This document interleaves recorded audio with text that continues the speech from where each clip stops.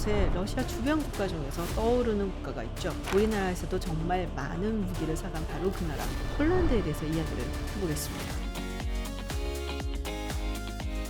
네, 김지윤입니다. 이번 러시아의 우크라이나 침공을 보면서 확연히 느낄 수 있는 온도차가 있었죠. 바로 서유럽과 동유럽의 반응이었습니다. 그 중에서도 정말 적극적으로 우크라이나를 도와주고 또 러시아를 비판하는 동유럽 국가가 하나 있는데요. 바로 폴란드입니다. 지금까지 유럽에서의 미국의 가장 견고한 동맹국 하면 물론 영국이 있고요. 대륙 유럽에서는 독일을 쳤었습니다. 그런데 이번에 이 우크라이나 전쟁에 관해서만큼은 미국이 정말 든든하게 믿고 있는 나라는 폴란드라고 할 수 있습니다. 전쟁이 시작되기 전부터 강력하게 경고를 했었던 나라도 폴란드였고요. 전쟁이 일어나니까 정말 적극적으로 도와주고 있는 나라가 바로 폴란드입니다. 정말 많은 우크라이나 난민들을 받아주고 있는 곳도 폴란드인데요. 그렇다면 폴란드는 왜 이렇게 적극적으로 나서고 있는 걸까요? 사실 이 냉전 이후에 유럽은 안보 불감증이 굉장히 심각했다라고 이야기할 수 있습니다. 특히 나토 국가들 사이에서 더더욱 그랬었는데요. 냉전 이후에 나토의 존재 이유에 대해서 의문을 품기도 했었죠. 여러분 기억하시겠지만 트럼프 전 대통령 이 나토 국가들에 대해서 굉장히 많은 불만을 쏟아냈었고 마크롱 프랑스 대통령 같은 경우는 이 나토가 뇌사 상태다라고까지 이야기를 했었습니다. 사실상 적이 사라져버린 상황에서 나토가 과연 존재할 이유가 있는 것인가 의문을 품기도 했고요. 물론 그 이후에 유고슬라비아 내전이라든지 9.11 테러 같은 것을 겪으면서 당장의 적이 없더라도 분명히 나토라는 집단 안보 조약 기구가 할 일이 있다라고도 생각을 했었는데 그래도 예전 같지는 않았죠. 바로 눈앞에 보이는 적이 없기 때문에요. 그러다 보니까 많은 유럽 국가들이 국방비 감축에 나섰습니다. 여러분들 잘 아시겠지만 독일도 또 그 선봉에 섰었죠. 예전 같은 경우는 서독이 이 공산권 블록을 맞아서 정말 그야말로 몸빵을 하던 시기가 있었고 그때는 상당히 많은 국방비를 썼었어요. 그런데 독일이 통일이 되고 공산주의 블록이 해체가 되면서 더 이상 우리가 안보에 이렇게 많은 돈을 쏟아부을 이유가 없다 생각을 했죠. 특히나 독일 통일로 인해서 겪게 되는 경제적인 어려움을 해소하기 위해서 국방비에 들어가던 돈을 모두 경제 쪽으로 쏟아부었던 것도 사실입니다. 그리고 독일과 프랑스는 기왕 이렇게 된 거 러시아하고 잘 지냈으면 좋겠다 라는 어떻게 보면 약간 순진한 생각을 했었고요. 그래서 천연가스도 싸게 수입을 하면 좋겠다 라고 했었던 거죠. 지금 특히 퇴임하고 욕을 엄청나게 먹고 있는 메르켈 총리 같은 경우는 2008년에 조지아 그리고 우크라이나가 나토에 가입하고 싶다고 했을 때 아주 적극적으로 비토를 놨었던 인물 중에 하나입니다. 그만큼 러시아가 위협이 되지 않는다라고 생각을 했던 거겠죠. 사실 독일뿐 아니라 다른 국가들도 마찬가지였어요. 나토 국가들의 경우는 이 GDP의 2% 정도로 국방비로 쓰는 것을 목표로 하고 있는데요. 실제로 이 타겟을 맞춘 국가는 그렇게 많지 않습니다. 지속적으로 3% 이상의 국방비를 써온 국가는 그리스 그리고 미국이 유일하고요. 영국 같은 경우도 간당간당하지만 2% 혹은 그 이상대를 맞춰왔었어요. 독일 같은 경우는 정말로 통일을 하고 난 다음에는 쭉쭉쭉쭉 떨어져서 1.1%까지 떨어진 적도 있습니다. 사실 이 유럽연합의 경제를 이끌고 간다라고 이야기를 하는 독일인데 거기서 1.1%밖에 안 쓴다라는 것은 그만큼 안보에 대해서 중요하게 생각하지 않았다라고 할 수가 있죠. 독일의 현재 군사력에 대한 조사를 했었는데요. 가지고 있는 잠수함 6척이 모두 퇴역을 해서 쓸 수 없게 되고 또 14개의 수송기가 모두 날 수가 없었다라는 보고가 있었습니다. 그 정도로 안보에 대해서 신경을 쓰지 않았다라는 거예요. 그 보고서에서도 제발 국방비에 좀 더 돈을 써라 라고 이야기를 하고 있는데 그런 거 보면 트럼프 전 대통령이 화를 냈던 것도 이해는 갑니다. 그런데 그 와중에도 꾸준히 2%대를 유지해 왔었던 것이 바로 폴란드입니다. GDP 자체야 독일과 비교해서 차이가 나기 때문에 액수 자체로 본다면은 조금 다르겠지만 국방비로 일정 비율의 퍼센티지를 쓴다라는 것은 다른 곳에 쓰여질 돈을 끌어다가 국방비에다가 쓰겠다라는 것으로 해석되어질 수 있습니다. 특히 러시아가 우크라이나를 침공한 이후에 자신들이 가지고 있던 무기를 우크라이나에게 전격적으로 전달을 해주고 한국에 와서 대거 무기 쇼핑을 했었던 것도 아주 잘 알려진 이야기죠. 러시아가 우크라이나를 침공한 이후에 많은 유럽 국가들은 국방비를 증액하겠다 라고 너도 나도 선언을 했습니다. 근데 그 중에서도 또 폴란드는 발군이에요. 작년에 폴란드가 GDP의 3%대로 국방비를 늘리겠다라고 이야기를 했고요. 그런데 올해 초에 이거를 GDP의 3%가 아닌 4%를 국방비에 쓰겠다라고 발표를 합니다. 그야말로 군사 강국이 되겠다라는 이야기를 하는 것이죠. 이런 폴란드의 강경한 태도는 어찌 보면은 러시아와의 긴 악연에서 생겨났다라고도 볼 수가 있습니다. 그렇다면 러시아는 폴란드에게 어떤 존재일까요? 사실 폴란드는 16세기 그리고 17세기 전반까지 굉장히 잘 나가던 국가였습니다. 경제적으로, 정치적으로 또 군사적으로도 매우 융성했었던 시기를 보냈습니다. 군사 이야기 좋아하시는 분들 다 들어보셨을 거예요. 윙드 후사르. 그런데 18세기 들어오면서부터 나락으로 가기 시작을 하죠. 러시아와의 전쟁도 있었고 대북방 전쟁, 그리고 폴란드 왕위 계승 전쟁 등이 계속하면서 폴란드의 국력은 쇠락하기 시작을 합니다. 그리고 18세기 들어와서는 주변 국가들에게 분할되기 시작을 하는데요. 프로이센, 오스트리아, 그리고 러시아가 세 차례에 걸쳐서 폴란드를 분할 잠식하고, 그리고 1795년 제3차 분할을 통해 폴란드는 지도상에서 사라지게 됩니다. 다시 폴란드가 지도상에 등장하기까지 무려 123년이 걸렸어요. 1917년 러시아에서 볼셰비키 혁명이 일어나고 혼란한 틈을 따서 폴란드는 옛 영토였던 우크라이나, 벨라루스, 그리고 리투아니아 지역을 되찾으려고 했었죠. 그리고 1918년 1차 세계대전이 끝나면서 폴란드는 다시 한번 독립국이 됩니다. 그런데 그 이후에 소련과 전쟁을 치르면서 예전과 같은 영토를 다 찾지는 못하게 되죠. 그리고 2차 세계대전 동안 다시 한번 비극이 폴란드를 덮칩니다. 독소 불가침 조약, 그리고 바로 그 뒤에 이어서 1939년 9월 1일 나치 독일이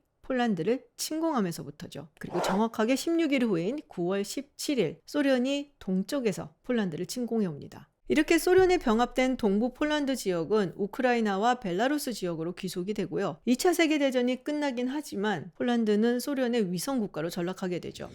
시간을 조금 앞당겨서 이야기를 해볼게요. 2010년 4월 10일 폴란드의 카친스키 대통령 부부 그리고 고위급 관료를 포함해 100여 명이 탄 비행기가 러시아의 스몰렌스크 인근에서 추락합니다. 비행기를 타고 있었던 모든 탑승객이 전원 사망합니다. 사실 이들은 2차 세계대전 당시에 스몰렌스크 주변에서 있었던 카친수베 학살 70주년 추모 행사에 참가하려고 가던 중이었죠. 많은 폴란드 사람들에게 아직도 잊을 수 없는 비극적인 사건이 바로 이 카친수베 학살입니다. 1940년 4월부터 5월까지 2개월 동안 이 소련군은 스몰렌스크 주변의 카친수베에서 폴란드군 젊은 장교, 경찰, 그리고 지식인들을 무려 22,000명을 학살을 합니다. 스탈린을 비롯한 소련 수뇌부에 직접 지시가 있었다라고 알려져 있는데요. 굳이 젊은 장교들, 경찰들, 그리고 지식인을 살해한 것은 폴란드가 다시 한번 재기할 수 있는 싹을 완전히 밟아버리기 위해서였다라고 알려져 있습니다. 사실 소련 측에서는 처음에는 이것이 나치의 소행이다라고 부인했었어요. 결국에는 이것이 소련의 만행이었다라는 것이 밝혀지게 되었죠.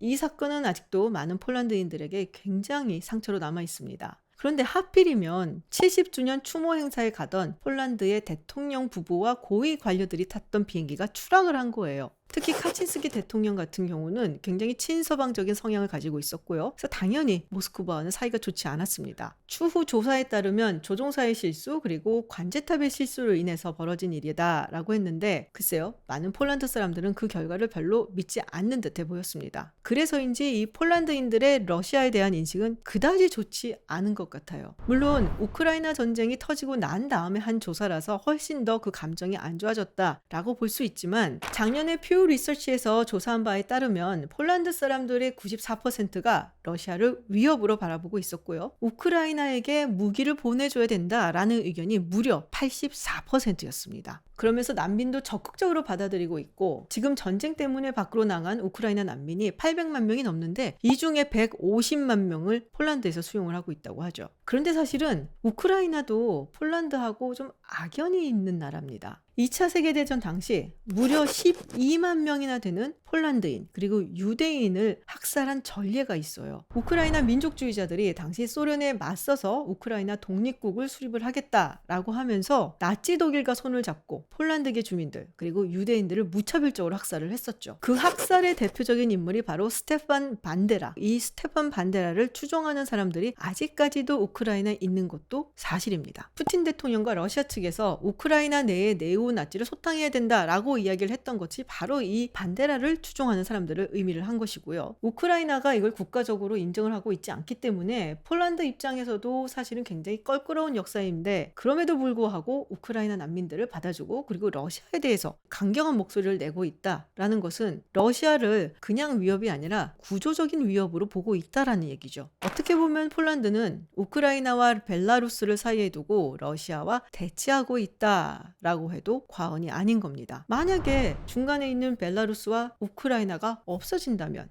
어떻게 될까요? 에이, 멀쩡히 있는 국가가 어떻게 없어져? 라고 생각을 해볼 수 있는데요. 사실 러시아와 벨라루스는 연합국가를 만들자라는 의견을 낸 지가 오래됐습니다. 이 계획은 원래 1990년대에 등장을 했어요. 그리고 이미 1999년에 통합국가 협정을 발효시키기도 했죠. 이 계획을 벨라루스 측에서도 상당히 적극적으로 추진했었다라는 얘기가 있는데요. 그 추진 이유에는 경제적인 이유도 분명히 있었고요. 또 한간에는 옐친 대통령이 나이가 좀 많고 병도 좀 있어 보이고 해서 루카셴코 대통령이 옐친 대통령이 사망을 하면 자기가 이 연합국가의 대통령이 될 수 있다라는 약간은 야무진 꿈을 꿨었다라는 얘기도 있습니다. 그런데 옐친 대통령이 갑자기 물러나게 되고 그리고 등장한 인물이 있었죠. 새로운 대통령 푸틴입니다. 러시아와 벨라루스 사이에 무역이라든지 통관이라든지 이런 부분에서는 꽤 진전이 있었는데요. 가장 중요하고 핵심적이다라고 볼 수 있는 정치, 외교, 군사 이 부분에 대해서는 사실은 지지부진했어요. 그런데 2018년부터 다시 논의가 되기 시작을 합니다. 그리고 2021년에는 러시아와 벨라루스가 함께 연합국가로 가는 로드맵을 나름 자세하게 공개를 했어요. 물론 그렇다고 해서 이게 굉장히 디테일하고 또 시간에 맞춰서 된다라는 보장은 없지만 분명히 푸틴의 러시아를 확장하려는 그림이 보여졌다라고 할 수가 있는 거죠. 만일 푸틴이 생각하는 대로 러시아와 벨라루스가 연합국가를 만들고 그리고 우크라이나에 친러시아적인 정권이 들어서게 돼서 범슬라브 연합국가가 만들어진다 생각을 한다면 그야말로 폴란드는 바로 코앞에 러시아와 대치하는 상황이 되는 것이죠. 이쯤 되니까 이 폴란드 입장에서는 독일이나 프랑스처럼 이 상황을 그냥 보고 있을 수는 없는 거죠. 다른 서방 국가들이 에이 설마 하고 이야기를 할 수 있겠지만 폴란드인들에게는 그런 일이 정말로 일어날 수 있다라는 위협으로 다가오게 된 겁니다. 러시아를 코앞에 맞닥뜨리게 된다? 예전에 그런 역사가 있었고 그리고 그 역사의 결과가 어떻게 되었었는지를 똑똑히 기억을 하고 있기 때문에 우크라이나 전쟁 전부터 그리고 그 이후에도 훨씬 더 폴란드에서는 긴장도가 높아질 수밖에 없습니다. 사실 폴란드는 이전에는 반유럽연합적인 행보를 많이 보여서 지적을 당하곤 했었어요. 우크라이나 전쟁이 터지고 나서 완전히 다른 길을 가고 있습니다. 그리고 유럽 안보에서 아주 중요한 역할을 하고 있고 혹자는 앞으로 유럽 안보의 중심축은 폴란드가 될 것이다 라는 이야기를 하는 사람도 있습니다. 아마도 폴란드는 우크라이나에 대해서 계속적으로 지원을 할 것으로 보여지고요. 군사 강국으로 성장하지 않을까 생각이 듭니다. 그렇다면 러시아의 우크라이나 침공으로 인해서 세계는 어떻게 변했을까요? 그리고 두 강대국, 미국과 중국의 관계는 앞으로 어떻게 될까요? 다음에 한번 나눠보도록 하겠습니다.